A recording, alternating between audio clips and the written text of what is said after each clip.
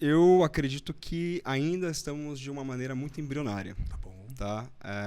Eu acreditei que durante o período de pandemia, em que a saúde mental, as emoções vieram mais à tona, e quando a gente fala em liderança humanizada, isso veio mais forte no período de pandemia, né? Até pela questão do modelo de jornada de trabalho, enfim.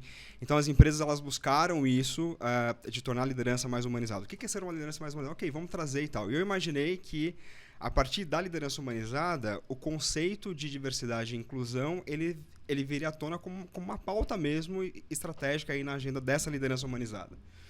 Mas, olhando muitos números, porque eu super pesquiso e gosto muito de ter fatos e dados, a gente percebe que, desde a pandemia para cá, houve um aumento assim, muito mínimo, muito tímido em relação ao conceito nas grandes empresas, né?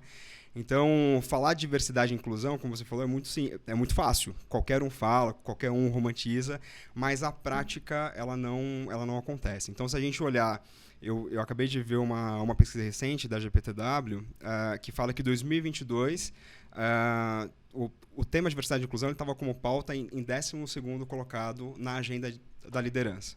Em 2023, a expectativa é de ser 7º. Então, ainda a cultura, desenvolvimento de líderes vem antes do que a diversidade e inclusão. Então, eu acho que a gente ainda está muito no conceito, está muito embrionário. Vejo aí grandes campanhas sendo feitas em algumas empresas, inclusive por algumas empresas onde eu passei, o assunto veio mais à tona, mas você percebe que na prática, no dia a dia, isso não acontece. Então... O que eu percebo muito, aí não sei se você concorda, eu percebo que parece que a falta ou o erro ou a divergência no mercado, às vezes ela é ainda locomotiva da transformação e não a bandeira como prioridade, né? Exato. Então você fala assim, puxa, esta marca começou a lidar com a questão de diversidade. Aí você pega o status quo, foi uma fala errada em mídia, foi um posicionamento estranho, uma cobrança do consumidor e não como uma prioridade. Quando você olha as questões de investimento ou de pauta dentro das companhias, me parece que isso não é um assunto prioritário, mesmo sendo muito discutido, né? Não é. Não é, né? Não é. E aí tem um outro dado muito importante.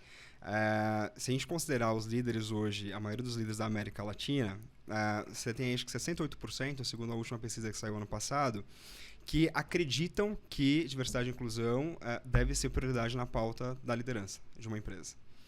Mas aí, desses 68%, 45% acreditam que a empresa não tem a maturidade suficiente para poder discutir e debater o tema, entendeu? Então, a crença, ela existe, ok, mas a prática não, porque depende de uma maturidade ainda da organização, do modelo de liderança, que ao meu ver, o Wellington, como profissional de RH, isso é uma desculpa para um segundo momento, para não priorizar. Eu não vejo isso como um problema.